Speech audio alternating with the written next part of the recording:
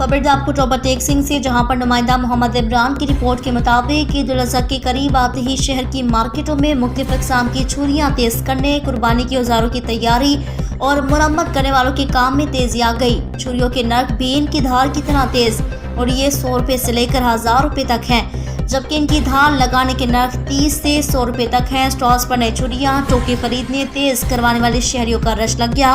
दूसरी तरफ दुकानदारों का कहना है दिन में बहुत लोड शेडिंग हो रही है, जिससे काफ़ी मुश्किलात का सामना है। जी बोलिए।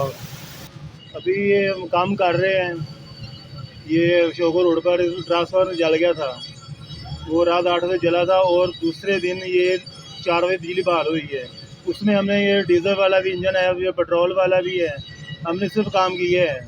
गाज हमारा काम 400 का बनता है, वो 250 या 300 में देता है। वो ये मसा ये तेल पूरा हो रहा है। बिजली बंद रही है सर जी। हाँ जी, बिजली बंद रही है। 3000 रुपया दिहाड़ी के उत्ते लिया के जनरेटर काम करीदा वा। 2000 का भी तेल पैंदा, शाम को 5000 बनता, जो लाजदा उही पूरा होंदा वा। गाहक काम नहीं करवाउंदे, पैसे घट दिंदा वा। बिजली 4 घंटे बंद रही है सारी दिहाड़ी।